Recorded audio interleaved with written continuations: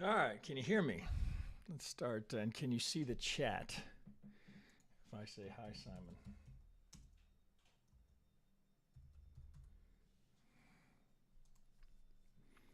Okay. Did you see my chat go in? Do you see the video? Do you hear me? Do you see the ES here? If you're getting it, oh shit! I guess I'm supposed to start recording.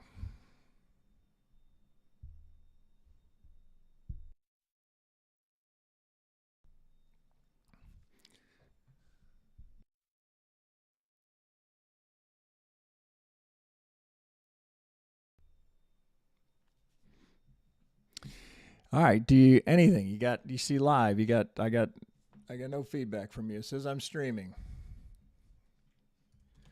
Can you hear me? See me? Tommy, can you hear me? Anything?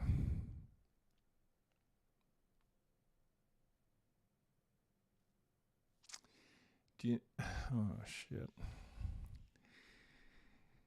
Well, what's the problem then?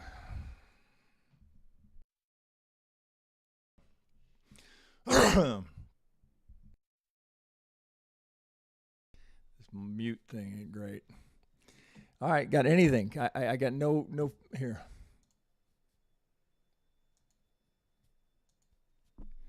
Okay. Okay. Oh shit. Okay, someone's there. Fuck. Day one, trying to figure some shit out here. Okay, so you can hear me, you can see me. Okay, good. Nikosi Kamala. No, that is just the channel front page. Okay, so I got someone. I got Nikosi Kamolo. Let's see. So, all right, day one, we'll get it figured out. Okay, so.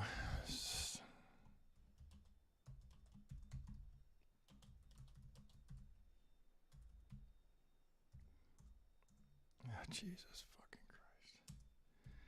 Christ. Sometimes this is a pain in the ass. Okay, so let's view on YouTube, see if I can spot it. Now you see me. Okay, you got me under live. All right, okay, so that's progress. Now, what I still unsure of is where we hit the chat. Okay, so Simon, chat me here. We'll get this, guys. Simon, chat me back. A pain. It is a pain. You think it's a pain for you? Jesus, this is totally changing my whole routine. But that's all right. Hopefully, it's going to be helpful. All right, Simon? Can you chat me back? Just so because I'm using this Restream software. It's supposed to make it easier. I'm not sure that's the case. Simon, so you can't. Can you chat me back? All right, so you should be okay. So Bobber, there you. Okay, you got it. Okay, good. All right, so now. All right, finally. Okay, no Irwin today because I had planned to do this with him. Okay, so guys, stand by. Let me get this link. Let me get this link over to the other guys. I don't know if we picked the best day. All right, let me hit this.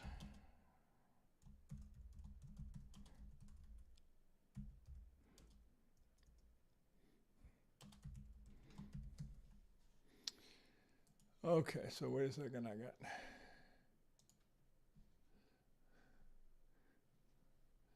Hang on. Okay, so there's Simon. Same name in YouTube. Oh, Bobber70. Yeah, I figured as much. Okay, so hang on. Oh, Jesus, this is going to get better as I figure it out. Okay, so I don't want that. I want this link here. All right. I think that's the one. All right, let's see if we can get a few more people on. And I think I do my chat over here. Right. Okay. So I wonder, Nkosi, God, that's a tough one. Kumalo. Are you in our Discord, or did you just happen to be someone who had previously subscribed to that channel? Because we stopped using that channel in fact 3-4 years ago. It's kind of funny that you popped in here, although you may very well be have a handle in our Discord. So I hear the fucking markets moving around here, and I can't even look at it as I'm trying to figure out what the hell we're doing here. Okay, so well, this will get smoother as I get used to it. I'm hoping. All right, so somebody. Okay, so there's Wallet. Okay, all right. So a few of you guys coming in. All right, day one is going to be maybe a little bumpy here as I get used to this. Part of it is I have to kind of face off to the side, and there's a bit of a lag on this, which is a little weird. It's like a 20-second lag because what I'm looking at and what I'm seeing here. Well, I guess that's the norm. Okay, so I got Bobbers in, I got Nkosi, I got Wallet, and Wallet. Are you in the TDI Discord? Are you coming over from the Trade Devils side? Shit, here I gotta be off to the side here because of the way my desk is. There we go. Hey everybody, hand pink waving. Okay, there's guys. All right, are we guys? Okay, all right. So let me get focused here on the market real quick. So should be some serious volatility today given the market's ramp here. So let me get a few more of you guys in. There's Jeff. All right, Jeff's in. All right, good. All right. So as I said yesterday, guys, we're just going to kind of feel our way through what's the right way to do this here. I'm going to, as I said yesterday, I'm going to avoid, buy here, sell here, but more just talk strategy. So as we sit here, this is a fairly typical, even given the CPI data, it's just measured moves, right? It's very, very typical. So what do we see here? 1, 2, 3, 4, 5, 6, right? They're on both sides. Here's hitting target to the tick, right? It's just the same thing every day. It would be shocking to not see this. Oh, so let's start getting some geometry on this, and then I'll go over what I've got up here. All right. It is weird. Okay, so there's someone DMing me. That's Unicorn. Can you please advise how to get the live stream? How to get to the live stream? Okay, so here I think that's the channel. Okay, so all right, I can't look over there because it's got a 20-second lag. All right, let me get focused here. So we got our initial range here. It's not looking too terribly bad. This is something that you see a lot, and it's just screaming at you, like right here, right? Where are the buyers, right? So after this pump here, you see here's the effort right into a golden zone, right into a fair value gap. You got a second entry short there. Oh, let's see. I should probably just go over what I've got on the board. So force, the TDI, and this is our. It's a swing-based zigzag histogram because what I'm looking for is when we go beyond 2 ATRs, right? So this is a 14-period ATR. So sometimes I put it on the chart. Sometimes I just like it down here because I'm looking for these little micro swings or clear divergence like we had up here. I mean, it's literally, it's screaming at you here. Now remember, tagging an algo target like we do here, right? So you can see all of them getting hit. That's not a sell signal. So it wouldn't necessarily be, oh, okay, I'm going to take the next second entry short here. Even this is a little bit early.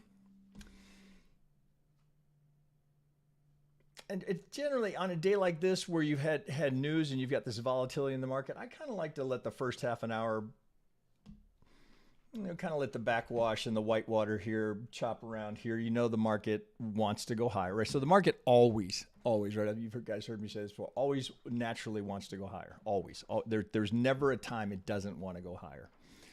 So you're evaluating in that context, there has to be a reason that it's not going higher.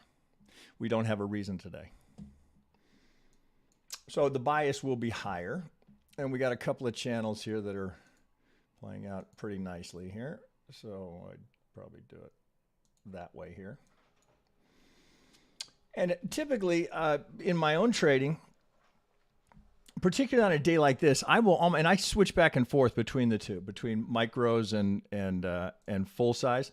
I will typically start the day in micros. I've got a sim account here if I do any trading, just to, I'll take that out of it so we can focus more on markets and not, oh, how'd you do today? So I kind of consider this morning a day I'm not going to do much trading, but particularly when there's volatility like this, I will start almost always in the micros, because I think the worst thing that can happen to you early in the day is to be down $300, $400, $500, and it's not even 10 o'clock. Then your whole psychology changes to where it's, okay, I got to get back to zero. I got to get back to even. So if I can get a little cushion in the micros, 100, 200, to offset if I happen to hit a loser in the full size, I'm more inclined to want to do that, particularly on these days. Now, if there's not data coming, I mean, these are pretty big bars here. I mean, look, I mean, that's on the full size. That's a $300 swing. You're in a 2-lot. You're on the wrong side of that. You're down 600 to start the day. I find that psychologically damaging. So I would be more likely to take a trade like that in the micros, because I'm not going to sweat the outcome, and I'm just trying to look and to see if can I build a little bit of a cushion there before I go to the full size. So we can see here just more very typical price action here, just channel after channel, right? So the market really can only do a couple of things. We can either break out and have a rip higher, which often will lead to a channel. We can go sideways. We're not quite there yet, or we're gonna be in a downsloping channel. So typically, you want to look for 3 touches to confirm a channel. You don't quite have it here. Let the market cook a little bit. Now, one of the limitations here is, so I've got six screens here. So one of them has the Discord on it. One of them has the chat on it. So I'm down to four monitors, I'm not sure if this makes sense to be switching back and forth between monitors, because up above me I have a footprint chart. So that guy's taken care of. Oh, I've got a footprint chart up above, and let me see if I can find that. I think I can switch back and forth between the two here. I said, guys, let me get used to this, and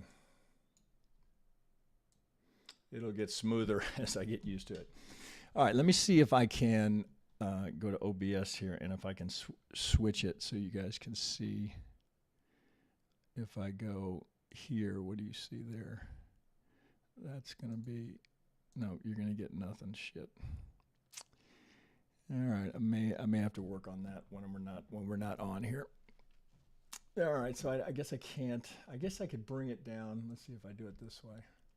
Is it window? If I do it that, yeah, you can do it. We can do it that way.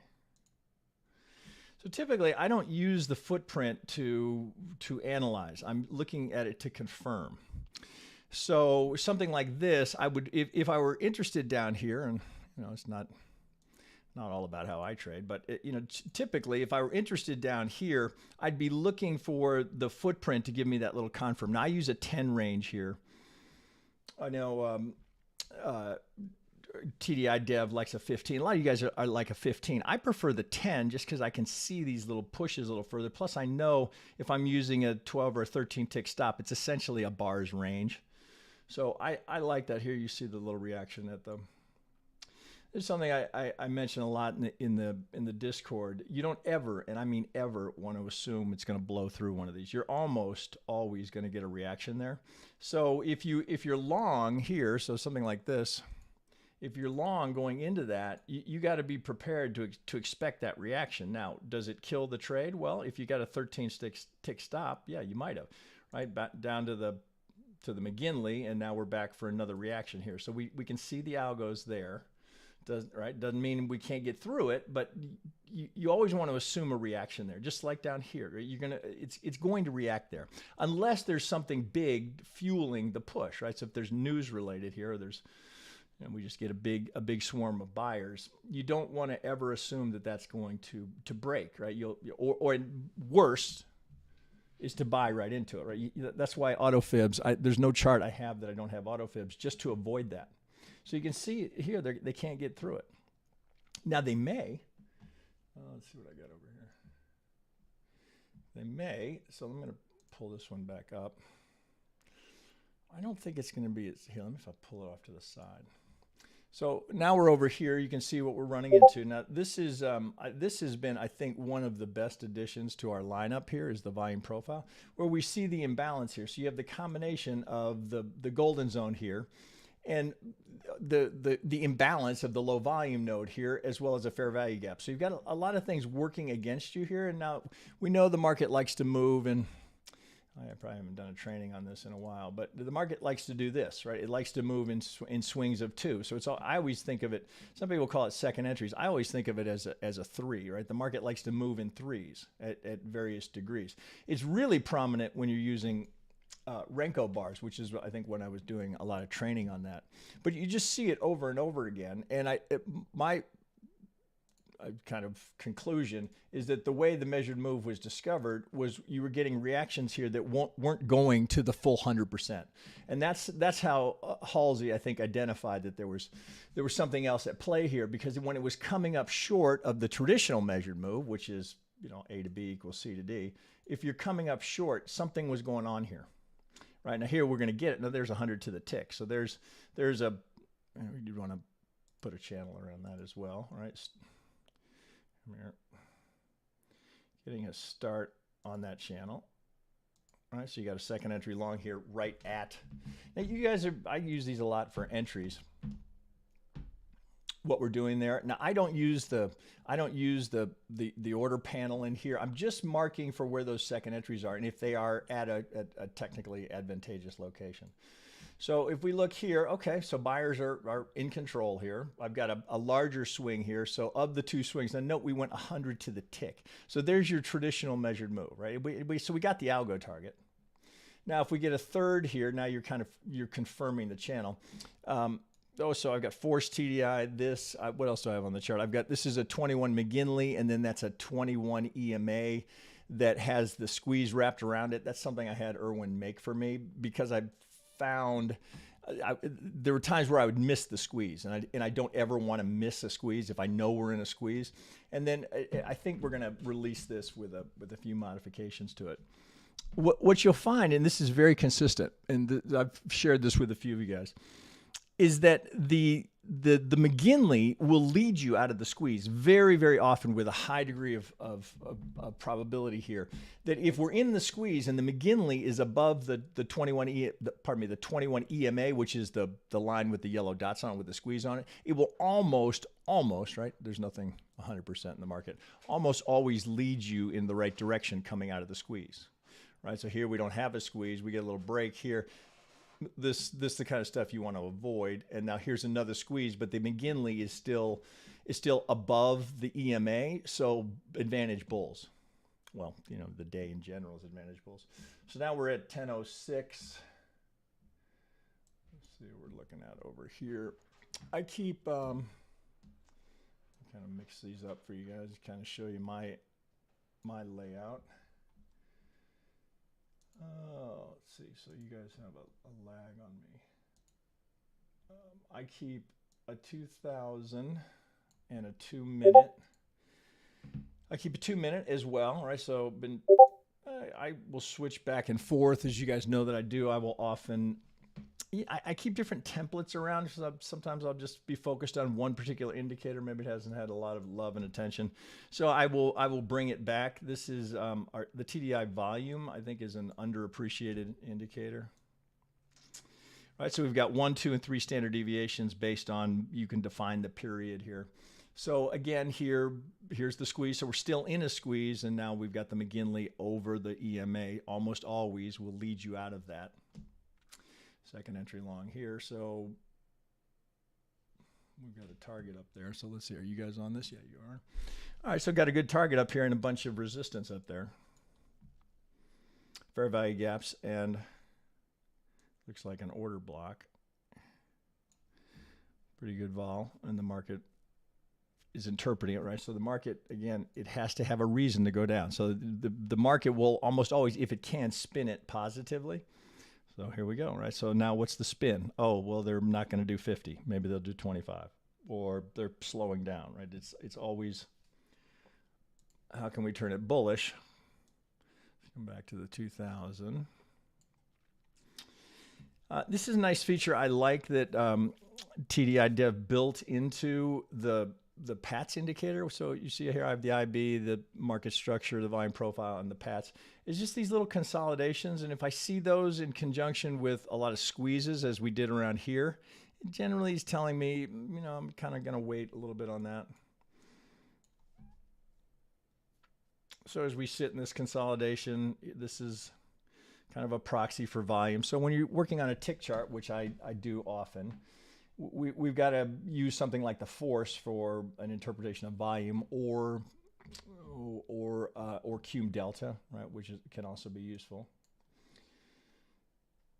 Oh, so 1, 2, 3 tags here. That's a little bit of a break. Be anticipating there's another push up here to get to that target. So here, this is something I do a lot here. So here we see the cluster. I got a golden zone, I've got a big one down here that we already reacted to. So there's a good example right there of something that I try to avoid and talk about a lot. This would be a challenging spot, right? I got a golden zone here and I got a golden zone here. So there's no headroom here. There's no room to run until I clear this. Plus I've got an order block right here.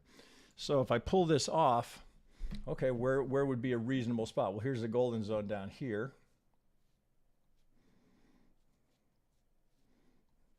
Oh, what else do I have on here that you guys might need some clarification on? Let's see. Ties with the R1 pivot. Okay, so shit, I gotta catch up on what you guys are saying. It's a little bit weird. Watch the market and do this. Okay, so reaction at the golden zone. So certainly don't want to sell into that, right? That's fairly obvious. Even though I've got, I mean, staying on the right side of the RSI generally will keep you out of trouble. So I don't necessarily want to sell into that golden zone, even though I've got this, because really the move is kind of over. Now take note in here, right? So here's the squeeze, and then there's the McGinley leading us out of it. All right, so down we go. Now here's to the support. We likely find a little bounce down here. Oh, I'm going to pop over to, so this is, maybe I'll do it this way. Maybe I can do it this way. If I go this way.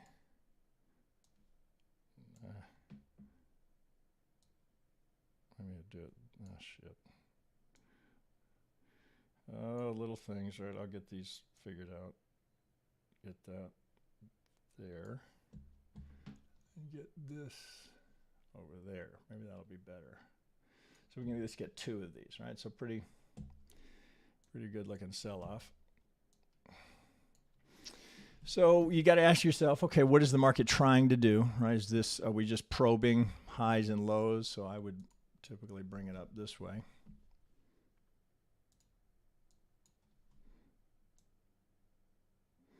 Taking a look at that volume profile. So pretty good looking support here. So it's the confluence here. So I've got all of this right here suggesting area of interest. Right now I'm a little bit below this golden zone here, so the potential is it gets front run. But first, so right now, just looking at it, and I could just use that same tool. Okay, trading range, right? So we're just in a range here. We didn't get new highs here, which is a failure to get new highs. If they can't sustain it, right, the odds are they're going to bring it back down. Try again. So trading range. Here's again that little tell, right? Here's the squeeze. We come out of the red line. Just you could color code it, right? The McGinley leads you out of the squeeze on the way down. Now we're curling up here. That's a decent cross here, but note over here, right? No signs of buyers just yet. Now the force lags. It is a lagging indicator, but it's great confirmation. Or when I don't have, like if we were going to rally here, where are the buyers? Okay, so here they come. Now this is going to lag because it's a 13-period EMA. Hang on a second.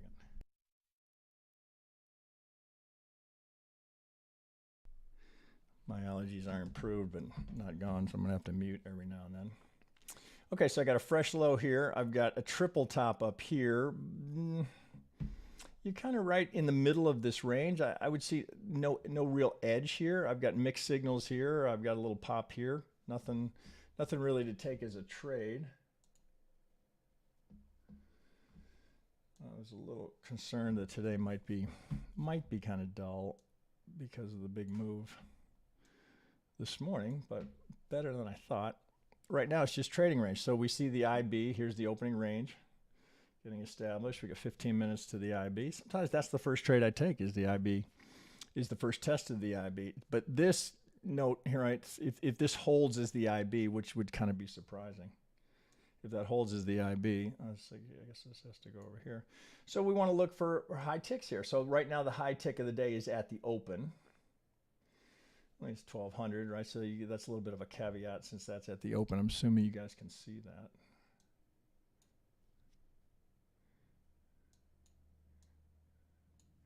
Right, so this, particularly for the initial balance scalp, your odds are so much better if I can get this up over 600, well, really over 800. Ideally, you'd have it up over 800 because it's not 100%, but you can count on the reaction there as the market gets overbought and the buy programs, they'll take profit. So you'll get that push up to, I mean, it's incredibly consistent, which is why it's so useful for a scalper to get up into those ranges. So our low tick is what do we got here? 631. No new.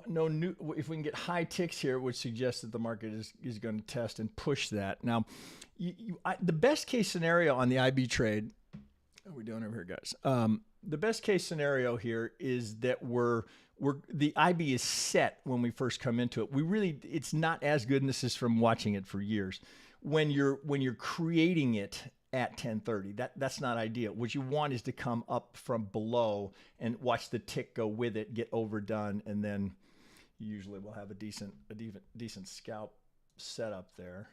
And of course, the footprint gives us some additional insight because what we're looking for is something like that. Well, this would be a great setup here at the IB low.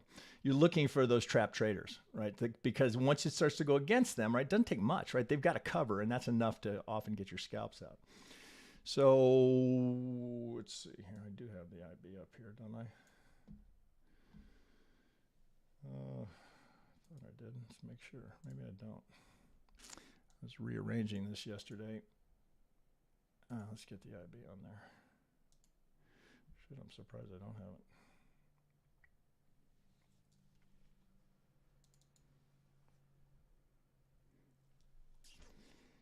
Oh, where are you?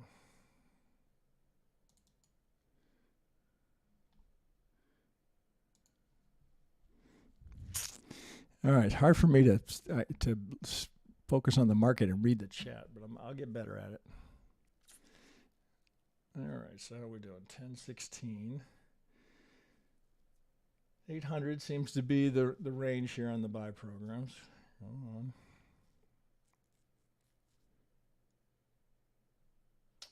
I do keep Bookmap over on another monitor over here. We got some pretty good size at 3960, which is right up here. There's a lot of open interest in the options market up there as well. So we got 372 lot up here at 360. So if we were pushing up into that 360 level, what are you going to want to see, right? Do they pull them or do they? It's a magnet, right? So remember, the market is designed to facilitate trade. So if they see a lot of liquidity up there, the market will go to it because that's its function. All right, so here we go. Let's see how we're going to react here. So we're back to another golden zone. Again, never assume a break. Watch here.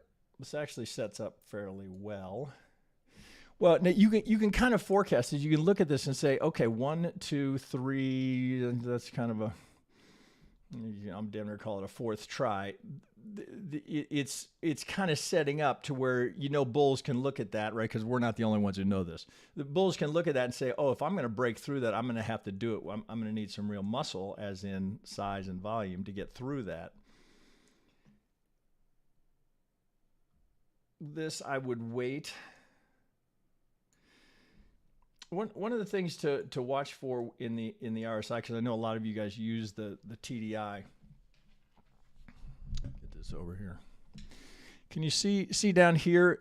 Before, you don't want to take it when we're underneath the signal line. You really want this clear break, because what you're trying to avoid, let's see if I can find it as a good example here, where we start coming up and you don't get over it. If we don't get over that center line, that's kind of the tell that you've got strength in that move. You want to get that crossing the signal line, heading up towards that 68 level here in the TDI. It's 68. So there's a decent push at it, but you want to get that through. Now, note here that I've got divergence down here as well. Oh shit, I don't think it's going to let me do that. I've got some divergence down here. So this is ripe for 1019. It's a little early. We want that to hold. I don't know if you guys can hear that in the background. We've got our master bathroom shower had a leak in it. We had to redo the whole bloody thing. That's been going on this week. It's no fun. Okay, all right. So let's see if I can catch up on. This is showing up on my stream, and I thought, yeah, I remember these guys. Been a while, but love the channel. Well, so what I did, guys, is I separated the two because it was just too much. It was just too confusing between TDU, which is all on TradingView. It's a lot of crypto. It's really 60 minutes and above, right? It's really swing trading with an emphasis on Elliott Wave for structure. And it just seemed too contradictory with what we're doing over here, which is primarily focused on the ES and stock indexes, which is another next hurdle I got to figure out, is how I'm going to show multiple markets. But it seemed to me that we would push over all the TDI related, all the Ninja related stuff to a separate channel and stay focused here. So there wasn't that lack of continuity. So I'm going to move. I probably need a weekend to do it. I'm going to move all the Ninja playlists, all the training, all the individual tools, and all those videos are going to move over to this channel. So we have clear separation between those two. Well, here, I mean, it's hard to miss what's happening here, right? So just a big trading range. Right? We got equal highs, equal lows. So what can we look at and definitively say there's going to be a lot of stops up here, right? We know that, right? That's we don't even have to wonder about it. So market knows that. You might anticipate a liquidity grab, algo targets get hit, and then you'd see sort of a kickback. Now, if they really intend to rip, you can see it's almost always really very evident in the footprint chart. You'll see it in the size. They'll bring big muscle, right? You'll see it in the size here. You'll see there would be trap shorts there going into it. Nothing really out of the ordinary just yet. Let's just take a peek here on the footprint.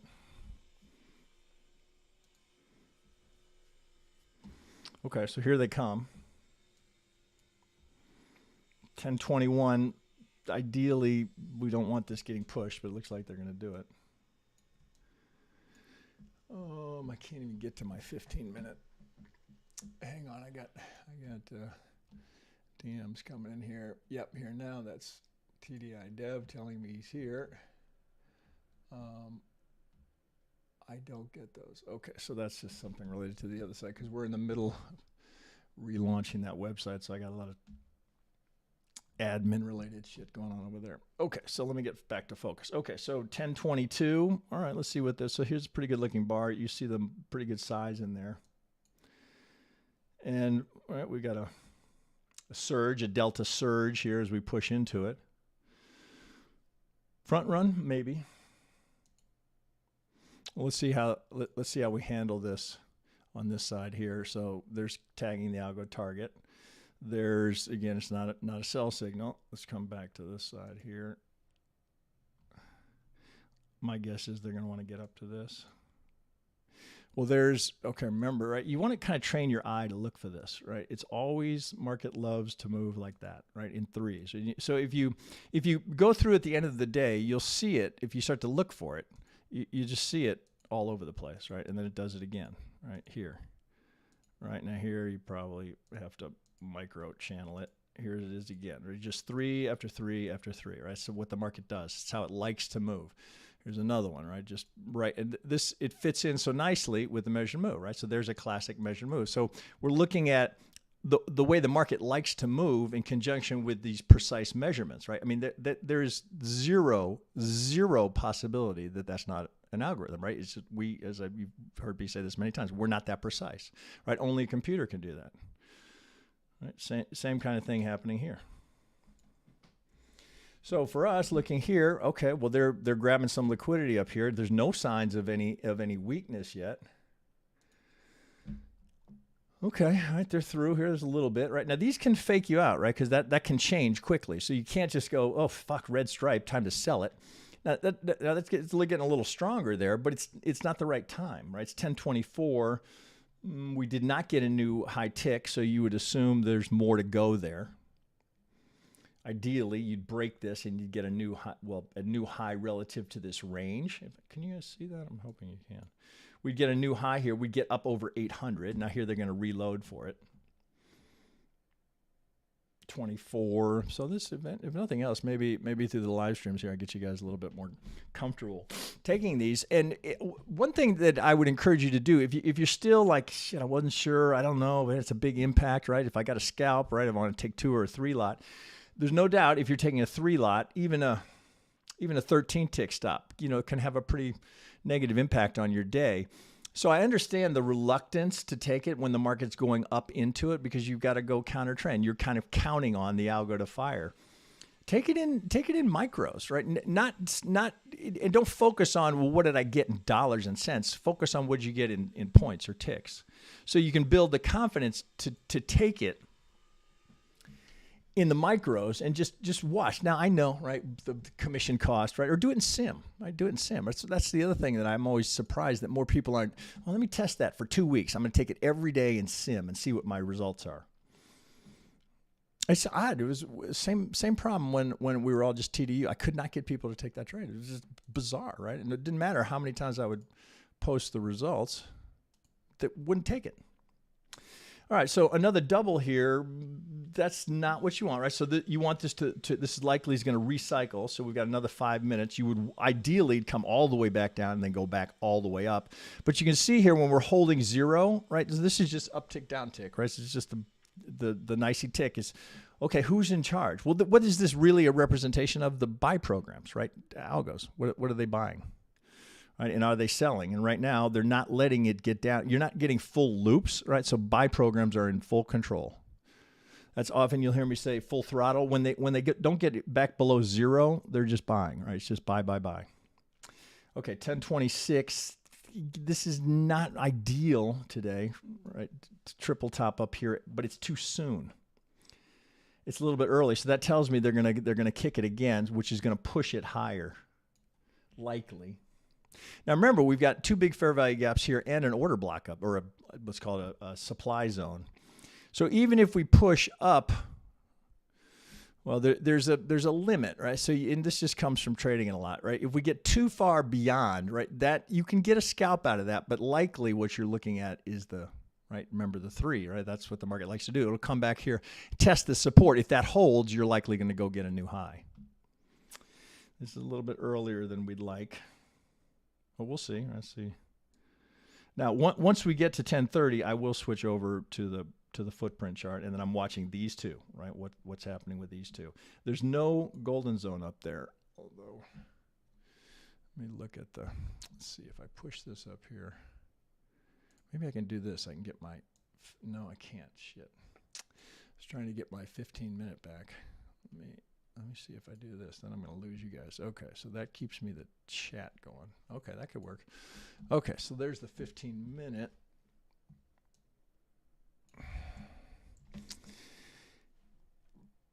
39.70 is kind of a big number. Okay, so do you see all this here? Right, so this actually tells me that this is likely to be trap shorts, right? So this is actually advantage for the bulls because these guys they're going early. So it's a trading range over here.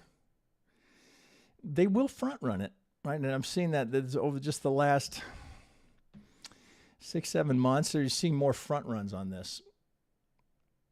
This looks like a setup here. This looks like this is going to go 28. This is just not when we want to be putting it in here to be ideal, but we'll see what we get here. And that's definitely not what you want. A triple top, even though it looks like, oh, there's resistance up there, because there is. These guys are going to be trapped shorts. If this goes, they're going to, right? They're going to have to cover, right? And then you got a bunch of targets up here. So ideally, we'd be pushing here. We'd get into the red zone here. That's interesting. You got a potential trap. You guys familiar with it? So kind of luring you into the second entry short. You'd anticipate here, you get one more swing there. Because that's 1, 2, 3. Now, this is something, don't ignore this, right? Where are my buyers? Right, I got divergence here, so 29. We got another minute here. This looks to me like it's a perfect setup to get to blow through it, because all these guys are going to have to cover if it goes. Okay, we're in the wrong spot here, so this may be a day where it just doesn't play. 29. Oh, I've got a tick counter, so we got 20 seconds. Okay, they're to and through. See, we're still green here, so it's not, we don't have a break. 29, they're pushing it, right? That's not what you want, but this is not in the right spot. We want that higher, higher, higher. Still, there's 1030. Okay, so now here comes the size. Not in the right spot for it. My guess is we go up. If you take it here, so you might. It's just not right. This is the problem, right? This still has another leg up. RSI is green. Still, I wouldn't. It's not there yet. Oh, Jesus. It looks to me like this is a setup here. All these guys are in trouble now. All these guys right here in trouble. Unless we're going to dump hard. A little bit more. We'd like to have a good one today. But sometimes there's just, it's better not to take it than try and force it just because, okay, it's 10:30, we're there. This kind of set up for it in all the wrong ways. Would like to, really, I wouldn't take it if it's not over 600 because it's a crapshoot. You might get it. You might get your scalps out. But it's low percentage, right? So these guys are already, they're sweating. That's a 200 lot, 72 lot, 150 lot, right? These guys are nervous. They're likely covering, right? They have to cover. That gives it fuel to go further. Bookmap's not really telling me much other than that 39.63. We've got some size up there. A little better here. Still, it's not quite right. Now, so now becomes critical. Do we hold it? Nothing here says sell. Nothing. 0.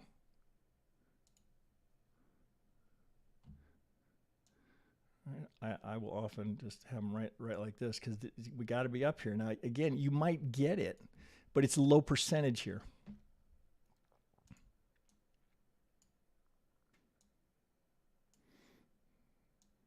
Okay, this is right. Who's going to be on the wrong side here? These guys may have already covered. We're still neutral here, so there's no big advantage here.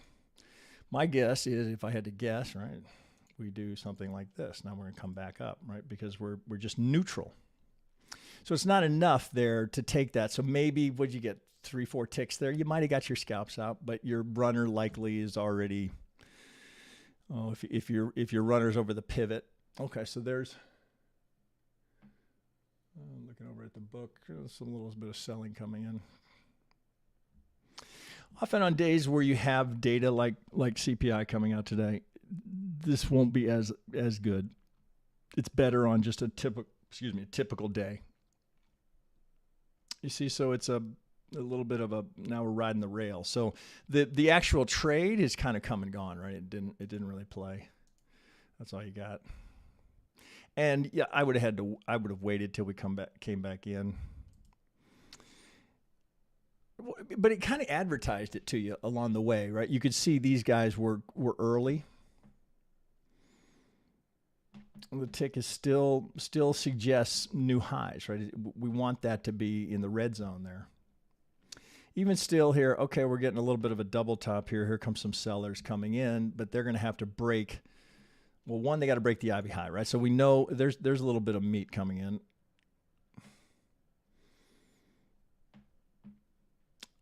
Right, but you're selling it below zero, so it would be you see how quickly that's rejected. It just would not be a high percentage trade today to take it.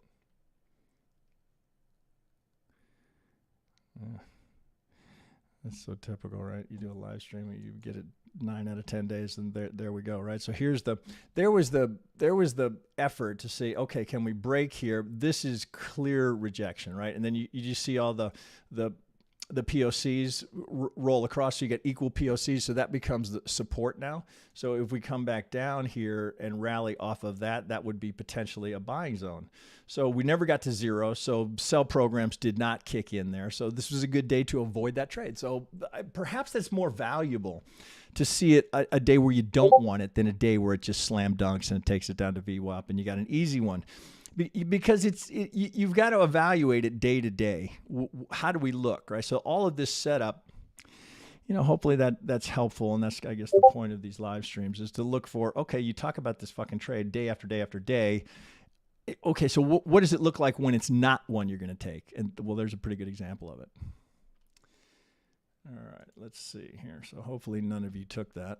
We did get the algo target, but do you see consolidation? Consolidation in the market is not really as enthusiastic as you might have expected. Let's get you down here. And then this is something, again, not to ignore, right? This is just a big, big ripping rally, right? There's been no pullback since right here. So I like to keep that down below. Just visually, that's the last time I went 2 times the ATR, right? All of this, bull, bull, bull. Right, still rolling. Consolidation, consolidation.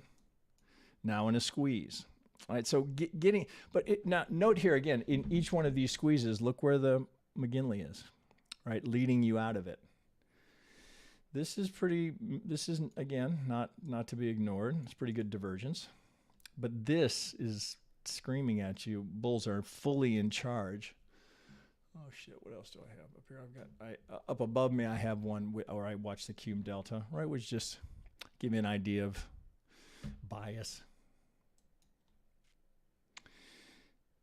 Okay, so now we likely they got to test this repeatedly. Okay, are we gonna hold, right? Are we gonna have a trending day? Because that's really that's why the IB is so important, which you've heard me say this before.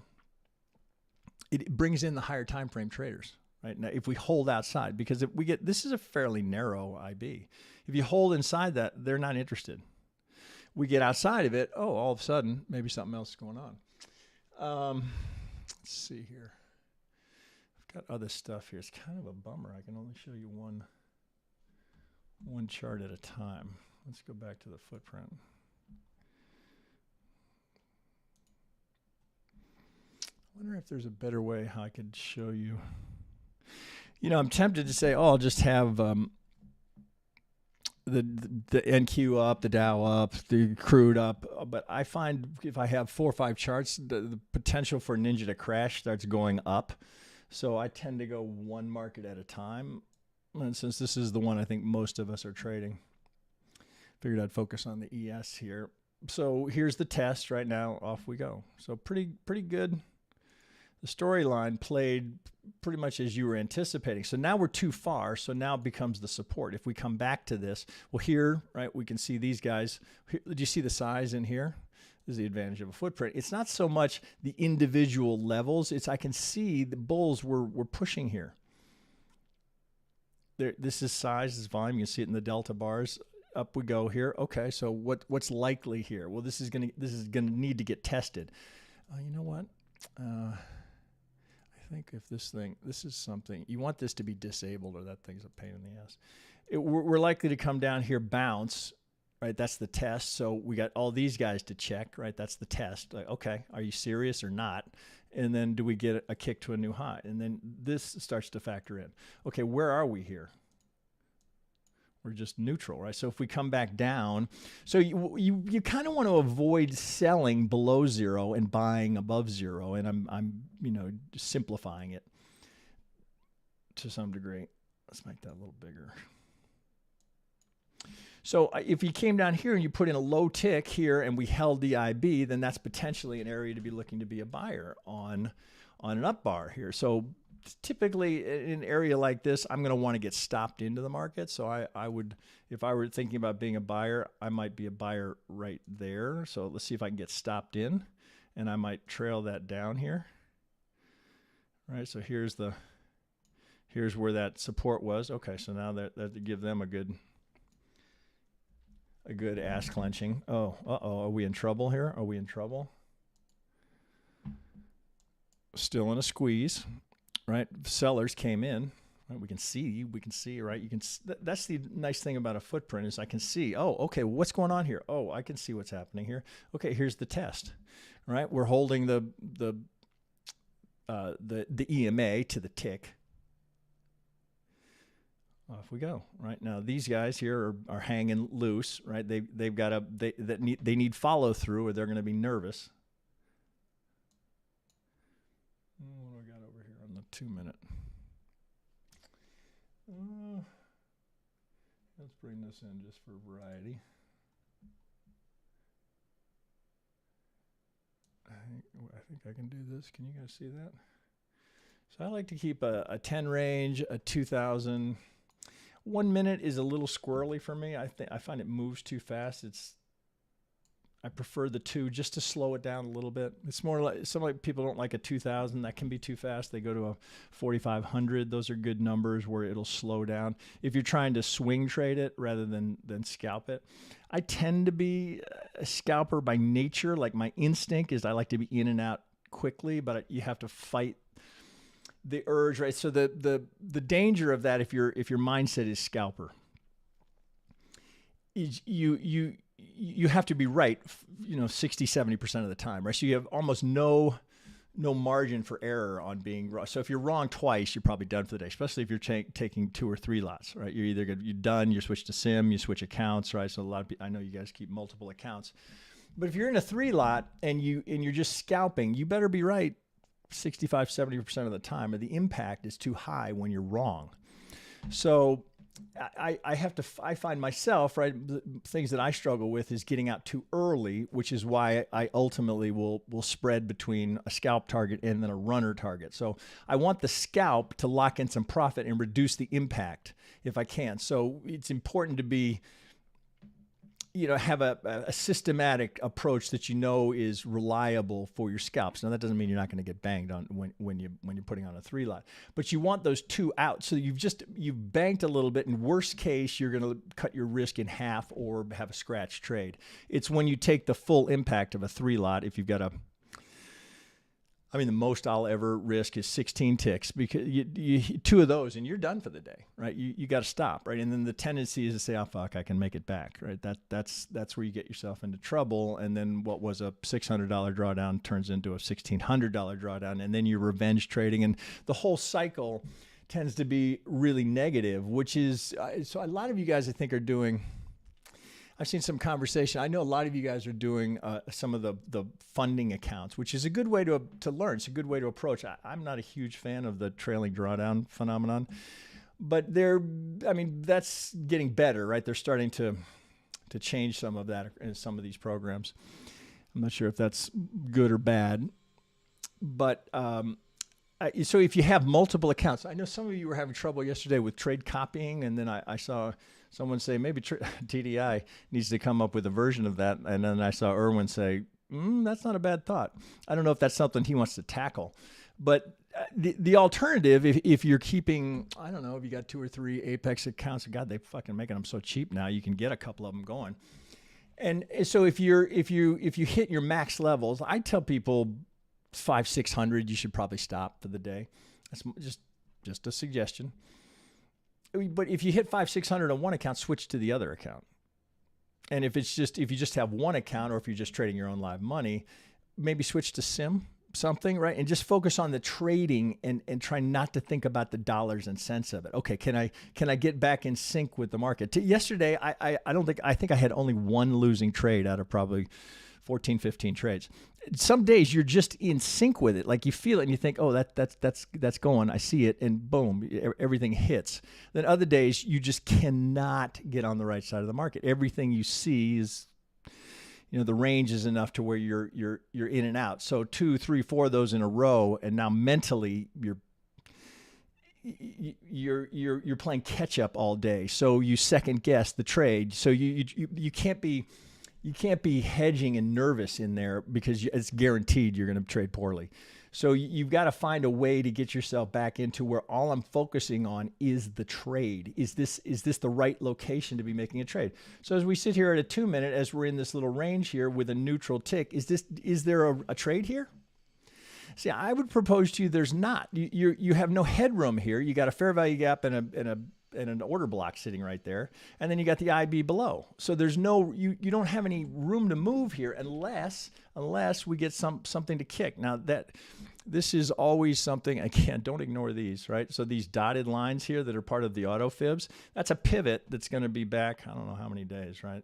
But that's going to be here. It's this high. Don't ignore those, right? That will come back to bite you in the ass. Here's the pivot. Any pivot, hang on. Damn allergies. Any pivot is a potential liquidity grab, which is why I always, I do it in jest, but it's very true. You don't ever, in just my opinion, right, a lot of years of doing this, want to be entering at pivots, because look, I guarantee somebody bought it right there. How did that work out for them? You're so vulnerable to the pump and dump or gun and run. Oh shit. Oh, come on, Ninja, don't fuck with me. I've had Ninja giving me trouble. Let's see, can I do that? Oh, don't. I have had Ninja locking up on me lately. That's no good. Okay, so it looks like it's moving, but it's not going to let me. Yeah, shit. Ninja is a bitch that way. Okay, so let's go to plan B. Okay, so here comes, hang on, here comes a micro, since that one seems to be locked up at the moment. And have you guys finding that lately? I've had a lot of lockups. I'm not sure why. So on the Pats, I don't want this on. I don't need that. Okay, so here we got cum delta, which is,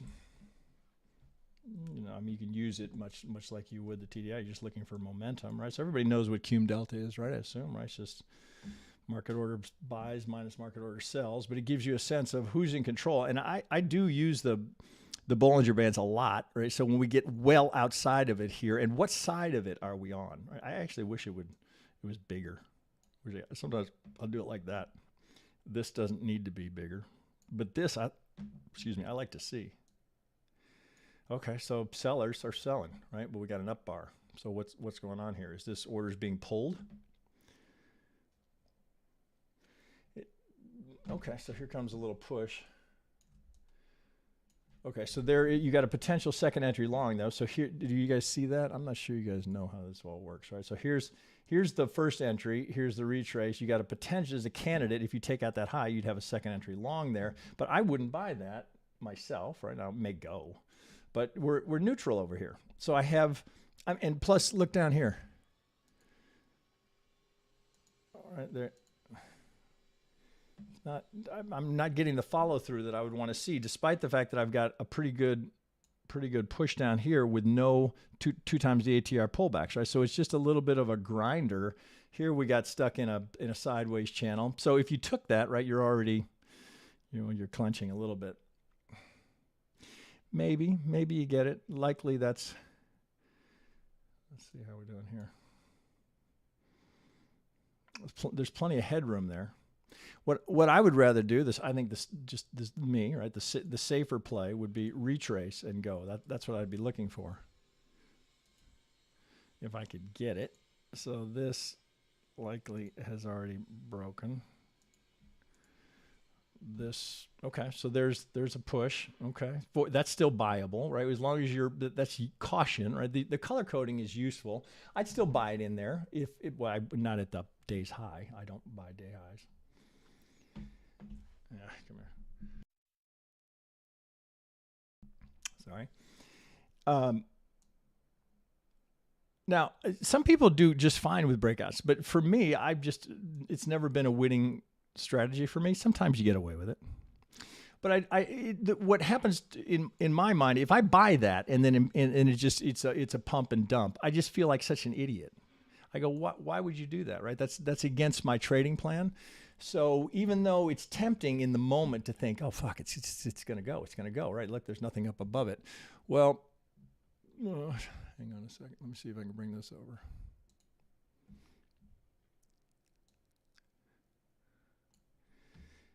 Okay, let's take a look at it here, right? So I've got a fair value gap here and an order block here. So this is a little bit with this right here. I mean, you can almost, right here.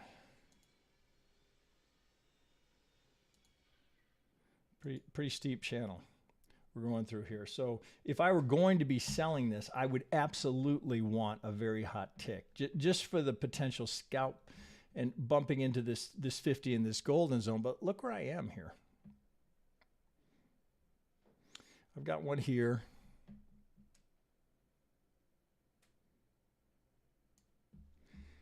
I might look at it this way. Okay, well here's a range it's had trouble getting through. Trouble up here. So what would you hope, right? If you could script it, I'd want, something like this, maybe come back down here. I got a POC, I got VWAP. That's what I'd be looking for, rather than to try and push it here. Now my nature, I want a counter trend. It's just, the higher it goes, the more I'm anxious to sell it. So I have to kind of rein myself in there. But just looking at this, this seems like a higher risk location to be a buyer than a seller. But you're going very counter trend. So what do you do with that? Well, my thought would be, let's wait for a retrace. Let's get over here. Let's see if that one unlocked. I have a feeling it didn't. Are you going to unlock on me over here? Shit.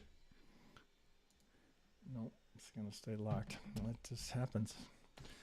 Well, that's about the time I would normally reboot it, but I won't do that here.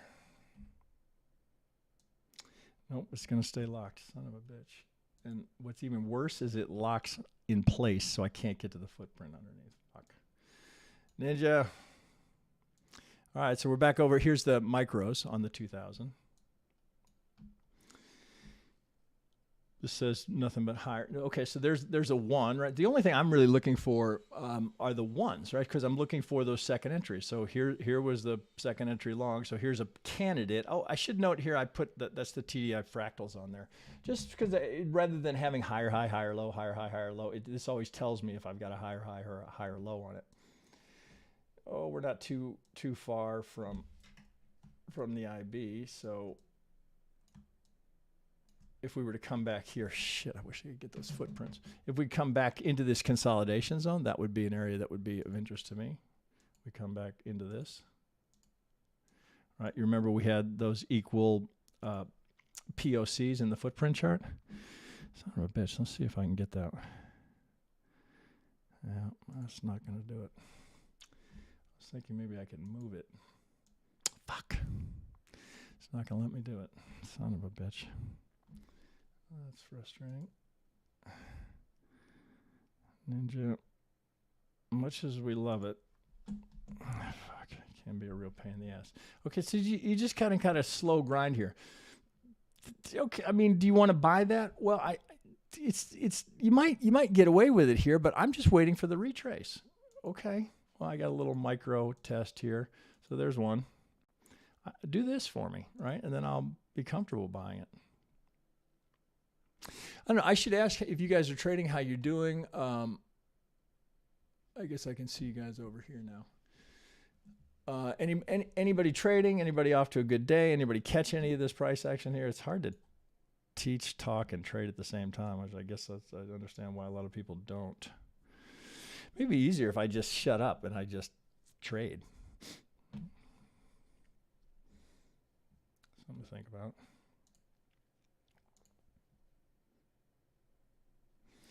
Okay, so you got a possible, you got some sort of a wedge going in up here, right? But I would want to see divergence down here, which I don't have. So it looks more to me like the trend is still comfortably intact. Right? So here you get a second entry long. These kind of slow grinders are hard to trade because you're waiting for a deeper pullback, and often it just won't give it to you. So thus, trading with micros here probably better for this kind of price action, so you get yourself in trouble, because you can find yourself going, oh well, fuck, all right, this is just going to run. I'm just going to buy it. Right now, you do that in a full size, and I can almost guarantee you're going to get stopped out if you just give in to FOMO. So this requires a little more discipline to say, okay, I know the market is getting away here. I mean, this is screaming at you, right? There's certainly nothing here saying sell it. Maybe something like this. I mean, this is a nice looking wedge here. We had 3. That's what you'd like to see, right? That kind of divergence. So even though this is volume based, right? It's just showing you in that swing how much volume was there. The size of the swing is reducing. That's why I like to use that. So, okay, this is just grind, not a place to sell. So it kind of keeps me from that impulsive, oh, fuck it, let's just sell. It's gone so high. And then as kind of a countermeasure, I'm looking here going, well, I don't really want to sell it when we're neutral. Now, I've got a couple of possible second entries here. Now we reset the count here though. So here's the current count right here. If we got to break that low. So here's the break of that low, which is why currently that's got a 1 on it. All right, so some sell market orders coming in, which we can see via the cum delta. They're not rip roaring here. There's no big dump here. God damn it! I wish I could get the footprint to show you. If I go, a lot of you guys are using Bookmap, right? So maybe I can bring this over. Yeah, there's the advantage here. We can kind of see into the book what's up here. So pretty tight range. You see the size down here. So what is that? That doesn't. You don't really have a lot of room to move here. You know, I kind of bunch it up. This is a luxury, right? I mean, do you have to have it to trade? No. But does it help? Yeah. So this likely gets a visit. Like there's almost a 400 lot up there, right? That the market will want to go there. Now, often it'll go up there and they'll pull it, right? So it's bait, right? Oh, damn near a 500 lot. Market's going to want to go up and see what it can find up there, right? Remember, market's just trying to facilitate trade, much as we think, oh, they're after my stop. But that's what that's telling you here. Son of a bitch. I guess I don't think I'm going to be able to get back to those other. That's the last time I tried that. Oh, maybe it's going to. I don't think it's going to let me. All right, we'll just stay with what we got here. What's the time? At 10. I'm going another half an hour. Yeah, as I said, I'll figure this out a little bit better. It'll be smoother next time. We'll try again on Thursday. We'll just get the first one out of the way. And I'll deal with some of these little glitches. So consolidation right here. We come back to this at the EMA. That'd be of interest to me. So there's your first entry, right? So All right, so if we're going to do this and then come down again, you'd have a potential second entry short there, but that's what I'd be looking for. So let's get this back in play. All right, so now looking better. So you're in the zone to where you'd be interested in being a buyer. Do we get two ATRs? We'll see. We're coming right back here. We know, shit, I can't get the footprint, but we know that those equal VPOCs are right there. Low of the day is 631, so clearly it's buy programs playing ball here. Oh, I don't think I have anything, right? There's nothing small enough there. Let's see what I got over here. I got over here. This is the 2 minute.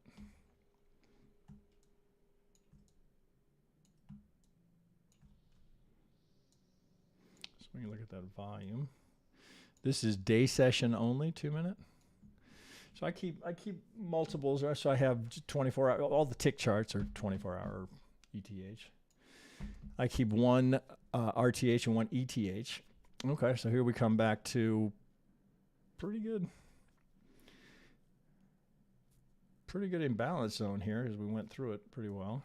Okay, all right. That's not a great entry bar for a long, so you wouldn't necessarily be thinking, oh, I'm going to buy the low of that bar, but that's interesting there. So I'm kind of sandwiched again, right? Again, just sometimes I think we overtrade just because we feel like we have to trade. So far, I haven't really seen much that would make me want to pounce on anything. Okay, so pretty good amount of volume. Come check the low end of that range. So do we get some rejection here? What do I got over here? There's my 2000 tick. Yeah, shit. Wish I could get those other charts up, but I can't. Okay, so over here, at least I've gone 2 times the ATR in terms of that retrace. I'm coming into a 50. All right, it's kind of similar. Okay, if I were thinking, oh, I want to be a buyer here, well, what's the first thing I'm going to bump my head on? All right. Back to the open. And that range that we were in. All right, we're kind of back to this consolidation range.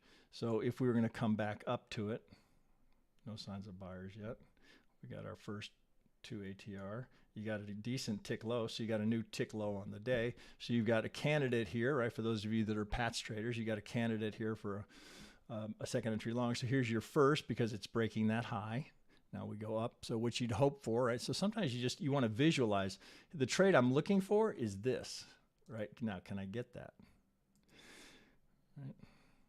You'd have a second entry short here because this is the first entry. This would be second entry.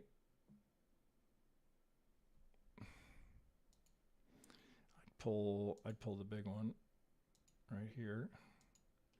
Okay, so if we come back up, still not I wouldn't chase that because you're going to bump your head, right? There's just natural, there'll be algos right there. It doesn't matter if you know what they are. They're there.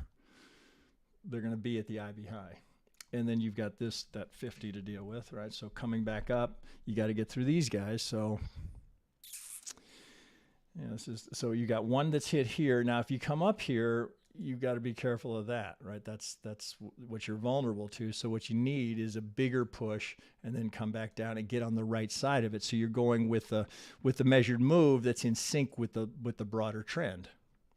So the wedge that we had here did kind of play out, and we gave us the sell-off, all the divergence things we were looking for. Okay, now what happens here, right? And so you get that's just natural resistance, right? You can see it happening. Into the 50, I got a measured move target there. Okay, think. Remember, we want to think in threes, right? So if we've got this, we're looking for that.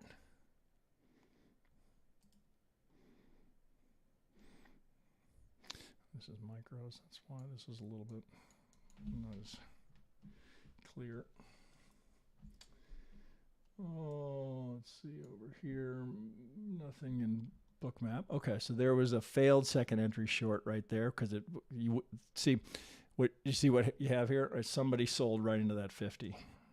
Right? They did, right? You can see it. Right? It's a failed second entry short. So do we go through here? Let's clean that up. So there's the trap. Well, maybe I shouldn't have all that on there. We just want to see. I just want to see the ones. That's really all I'm after. Failed second entry short. Got a new low.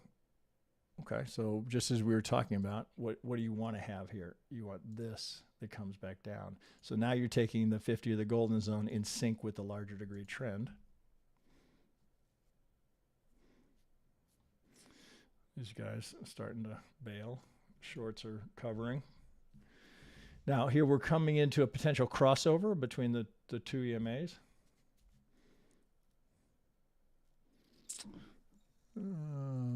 Let's see. We're coming up to that 50 with a golden zone right on the other side of it. So there's more there than would be obvious just looking at it. Right between those two to get to the golden zone, there's 27 ticks. So you got to ask yourself, okay, do I want to buy right into that? Do I want to risk that I can get 27 ticks, but that it's not going to pivot at the 50, that this fair value gap's not going to hold it, that we can get through? Okay, well, I'd want to do something. I'd want to see it come down a little bit. Okay, good. All right, so here, good lesson here. Right into it. You got to clear that. You can't buy into it. I mean, you can, but you're going to get a reaction there. You're always going to get a reaction there, right? The algo is going to fire, and that doesn't mean, of course, they break, right? If remember, with the measured move indicator, at the end of the day, that's only showing you all the successful measured moves, not all the ones that failed. Just a reminder. So this is incredibly common, right? I used to do this all the time. Oh, it's going. You go right into the golden zone. You go, oh fuck, I forgot to check, right? So there it is. That's a great lesson for you right there. You cannot buy into them. Well, okay. So let's say you did it because you thought, oh, I got a good signal bar here. What are you at right now? There's 12 ticks, right? What's your stop? Well, 16 is my max. That if I love the trade, I might give it a 16. If I love it. Now, can we, second time, do we get through? Higher probability that it breaks on the second time, because here's the first reaction.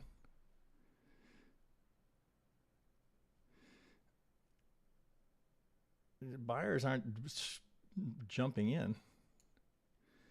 We're neutral here, which is okay. I'd buy it, but you gotta clear that. So kind of as I was just saying before, we need to clear and then come back and then get in sync with that golden zone, because that's the one you can take with a little bit more conviction.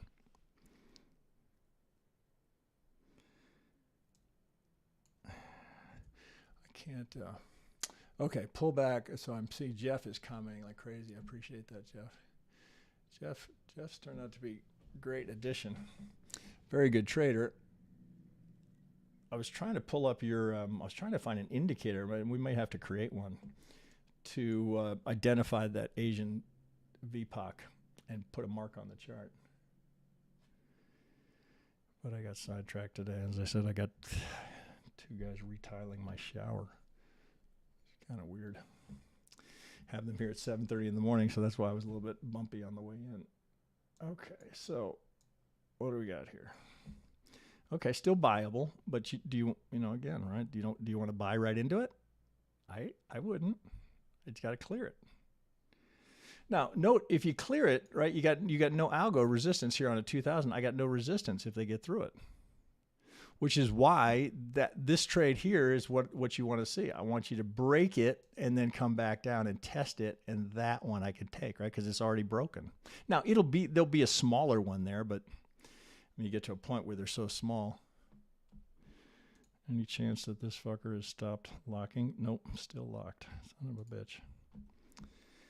Still locked.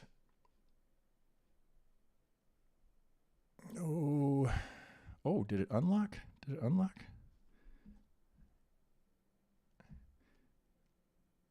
think it did. Maybe it did. Okay, so let's come back over here. Get back to the full size. Okay.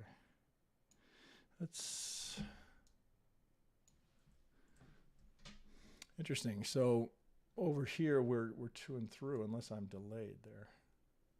Am I delayed? 64? I am delayed, son of a bitch. Thought that didn't look right. Okay, so we're a little fair value gap. Here's the golden zone. Still struggling with that. You got to clear it. It's got to have a close beyond it, right? Okay, so there looks pretty good. You got 3970 looks like what they're going for here. There's the 400 lot is in the book over there, so it looks like they're going to go get that. So so what's your thinking now? Okay, so here I know there's potential liquidity up there because anyone who shorted that, where's their stop, right? We know where their stop's going to be. So this is again why I never buy these, right? So what you'd want to see is run the stops, bring it back down, right into that golden zone. That's the one you could take with conviction. So, right, I mean, it's always easy in hindsight, right? Look how perfect, right? The fair value gap, the opening range high, got a golden zone. This looks like we don't have they don't have a close through it. That's a pretty good break, though. You don't have buyers just swarming in.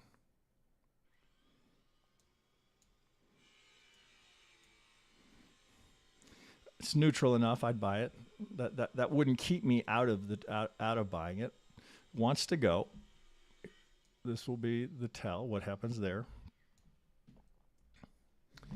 Do I have? Let's get these clean these up a little bit. Bitcoin doing still above 25. Oh, all right. I can't see you guys. Been seeing quite a lot of locks like that. You know what, Simon? I get this. It's been 3 or 4 reboots a day for me lately, and I'm not sure why. It kind of just started recently, but I'm definitely locked up down there. I can tell looking at it. It's still spinning. It's still locked up. I can't get to the footprint. Oh wait, there I can.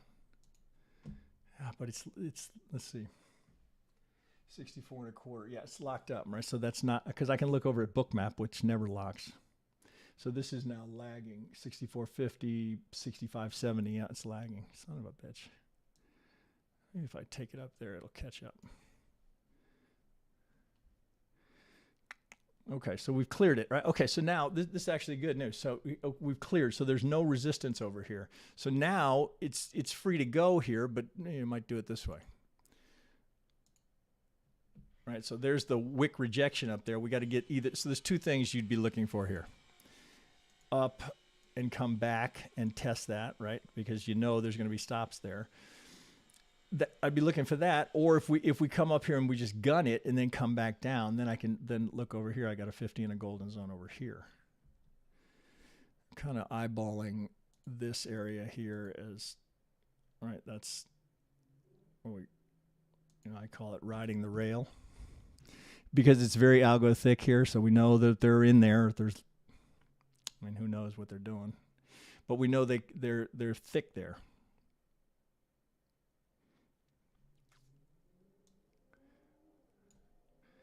Neutral. I wouldn't keep me out of the buy, but it's really not. Oh, well, I'm dying to sell it. This can be just a good reference. Okay, what side of the RSI am I on? Right? Am I going with the current momentum or not? You don't have any second entry here. Right? You got just. Oh, I suppose you got a channel here. Start on one. Ideally, you get 3. You get 3 touches to confirm it. I suppose you could do that 2 different ways. You could do it this way. Yeah.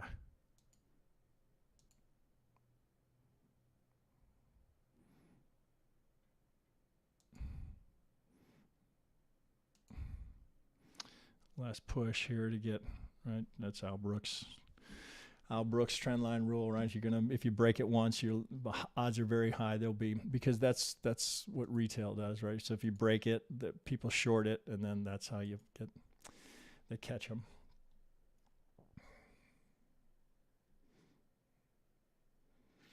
It's all good. They're not. I mean, obviously, right? Different level of intensity. What's our time? 11:12. Europe's coming up on the close. So a different level of intensity. This slow grind that we had. This will be telling as to what happens here. Let's see. 66, 65. Still lagging. Trying to bring the footprint back down, but it's 90, 66, 66.50. Okay, that seems to be catching up. 66.50, 66 and a quarter. This still seems to be lagging. 66 and a quarter. See, it's not moving. I'm looking at book map here. I'm stuck here. 66.75. Nope, it's stuck. Okay, so here's our tell. What happens here?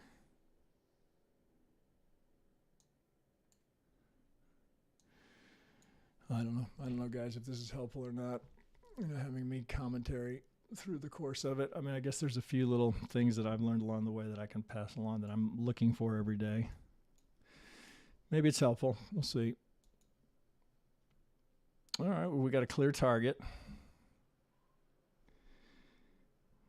All right, this all looks quite good. So okay, so let's see what happens here. Remember, we got a 400 lot at 70 right here.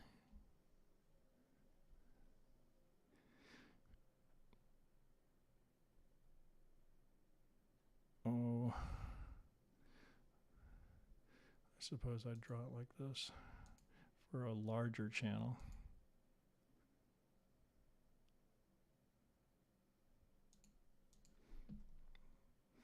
All right, this should be telling what happens here. They're not coming at it with a lot of 66.50. Son of a bitch, that footprint is still lagging. They're not coming at it with a lot of gumption, right? You don't see big expansive bars. We don't see the buy programs firing on full throttle, pushing it up. Okay, so now it has to pick up speed here as we come into the pivot.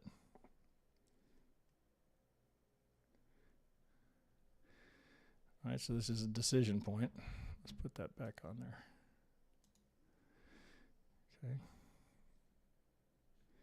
Kind of looking over on book map, see if that's pushing.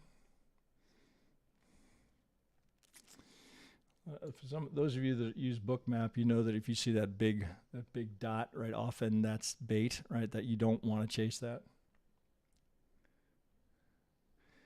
All right, what are they going to do?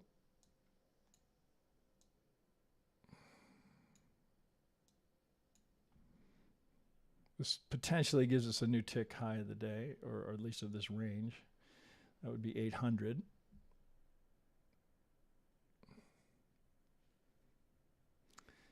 Yeah, nothing.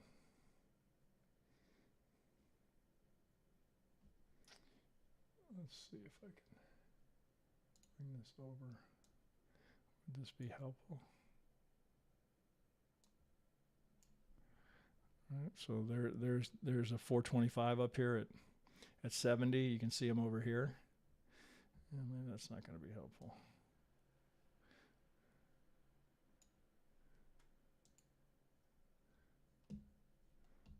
Now it's a 500 lot, right? So they want that to trade there. They're 530 at 70. That'll be interesting. Okay, so there's the push, right? So now they're getting the stops. They're through by a tick or two. This is dramatically less. Okay, so here they come up to it. Now it's an 800 lot.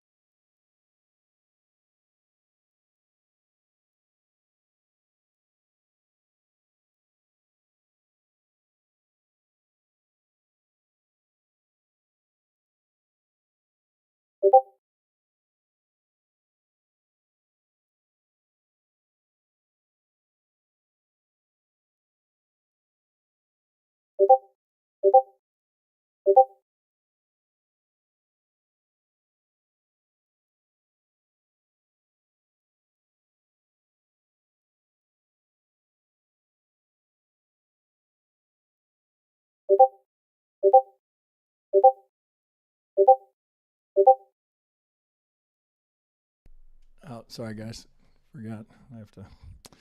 My freaking allergies have been plagued me ever since well, it didn't hit me when I first moved to Austin, but after about 4 or 5 years, they say that's when it kicks in, and God, has it been a nightmare. I finally did go to an option specialist, $900 to have them tell me what I was allergic to. I thought that was a bit harsh. To tell me I was allergic to oak. Thanks for the update. Literally surrounded by oak. Okay, it's back. Okay, Erwin, I'm trying to get his attention. I'm sorry, guys. That's what happens to me. I have to hit this. The other one is easier. I used to have that problem. That's what I have to do. Mute it. So they haven't pulled those orders. They're still there. 370 seems to be. Well, that's likely what's there. You've got call buyers there, so dealers don't want it to go too far above that, because if they do, they're going to have to buy. Right. So you guys get how that works. I was kind of referencing the last couple of days. So now that we have the volatility we're seeing is very much a function of all of these zero DT options.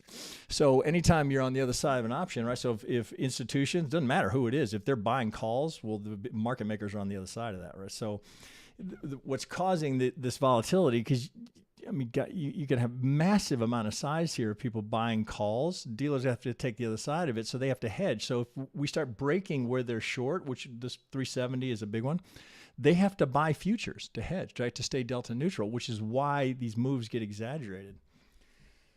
So if we break 370, so this is a great example here. You can see, right? So they pulled it, right? It was bait. Then right here, they took on some of it, and then they pulled it. So 111 of them got filled, and now where's the next target? 375. If this wasn't just a big liquidity grab, which it still might be.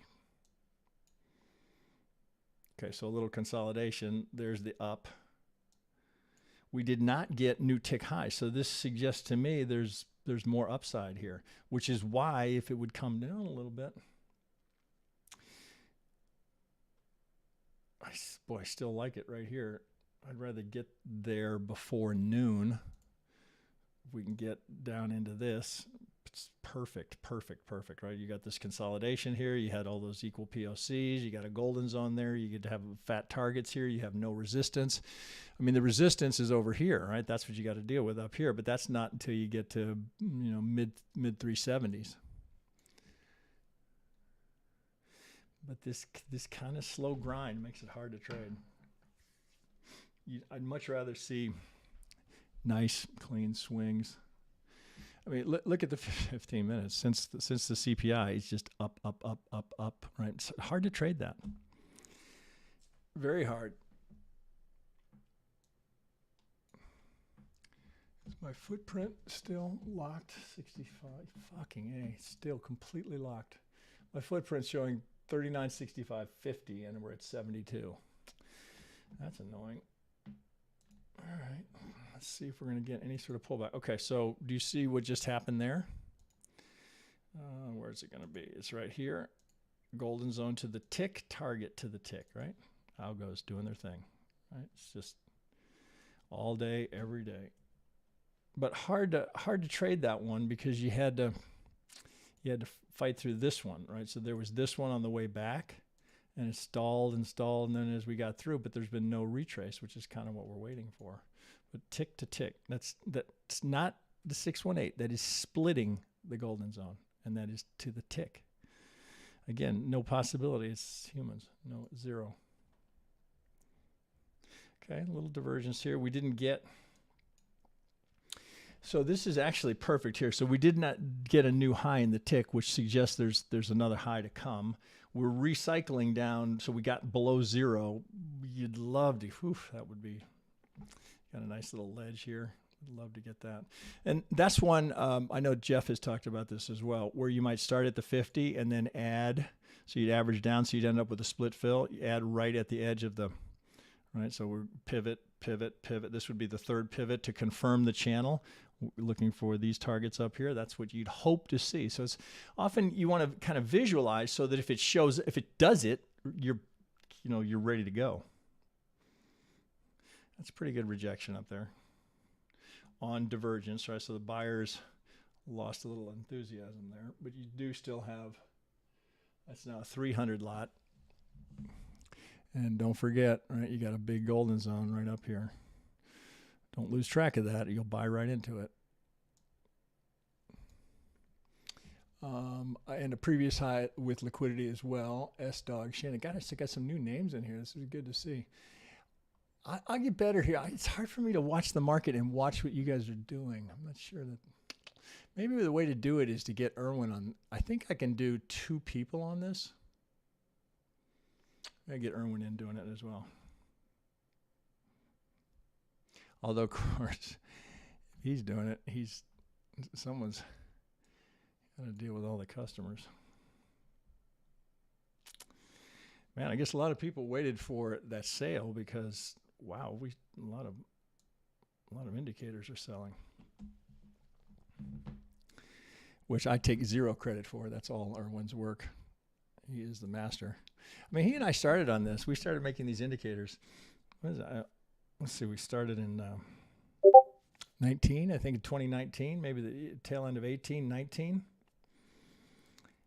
Man, it's amazing how it's changed. The markets have changed in the last 5 years.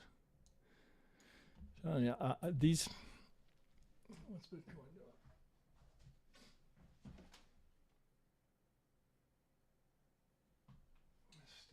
Still holding pretty well.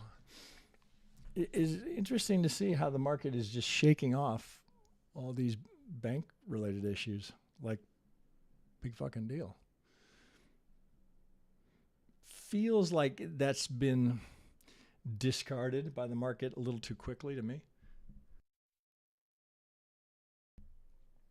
I don't know if you guys feel differently, but it's like, oh, okay, so we're going to have 3 major banks fail. Yes, they're going to get if you had money there, you're going to get bailed out, but the market's just going to shrug that off.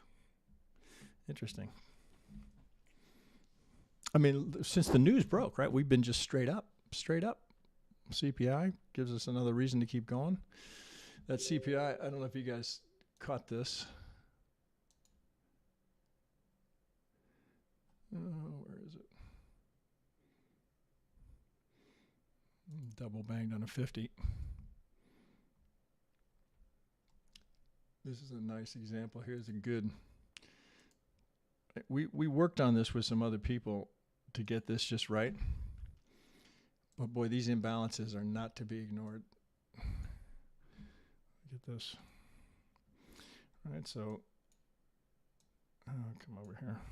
So here's the low volume node. Once, twice, 3, 4. Right, we're right inside. Well, there's the CPI reaction, right? So you can't trade that. It's actually kind of annoying these days, right? They make it very hard. Like where's your retrace? Well, but point being, okay, now we're back into this fair value gap. We're just nailing the target from this 50, so this algo is getting paid. This would be an area of interest to me if we came back down, just because you've got an imbalance here. So this would have to be on a smaller degree if we come back into that. Now you'd have this one as well. You could pull them over. All right, so this looks appealing, right? If whenever at some point we'll get a retrace today, probably when we're done here. But something like this, either one of those, and that could be and that's where micros could be more advantageous because you're looking for a bigger swing. The thing with micros, you got to get 5 points to make it worthwhile. It's not worth the commission. If you got put a portion of it on here, a portion of it on here, maybe stop underneath it, because these things act like, let's see, that's the way to do it. You get kind of a range, right? So it's almost like you've got a ledge, right? It's the ledge of the imbalance here. So the low end of the ledge there, if it breaks that, well, you're likely going to the high volume. So your stop would be somewhere in this range here. Looks like we're just going to keep grinding higher, right? Just no pullback. We used to do live streams as well, similar kind of issues. Okay, so now we got consolidation. But okay, so here if we're just going to rip roar, wouldn't you expect to see a lot of buyers come in here? So you're kind of patiently, you're waiting. Can we get a pullback here? All we've had is just there's not even a micro there. You can see it. There's nothing there. This suggests more to go, more to go, more to go. But do you want to buy the breakout? I wouldn't. How's my footprint? Fuck, still at 66. I don't know how my footprint can be locked at 66. I don't understand it, but it is. Okay, so here we go. We got 75's got a 396 lot. So they're going to want to go get 75. Is right up here on the other side of this. But they're not doing it aggressively. It's kind of grinding. What do I got over here? This one. Is this right? 66. Nope, that's still locked. This is still locked up from this morning, if you can believe that. Ninja, what a pain in the ass. Both of those. How is that possible that my footprint and my 2000 tick are both locked at 66 and have not moved?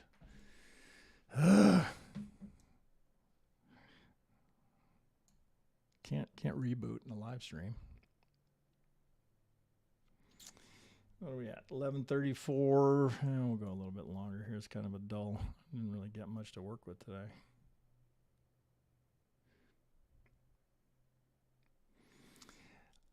Well, this is you okay. So if we were going to be screaming to new highs here, where's the buying? We're coming at 11:30. So alert, Europe's going to close. So to retrace down here would be anticipated. I don't know that I'd be aggressively selling here. Why be so counter trend? But boy, right here, I sure like it. Right here. You can see why. Okay, maybe we'll get something here before we leave. Oh, this fair value gap might hold us in a range here, right? Buy the low, sell the high. Okay, so there's a little.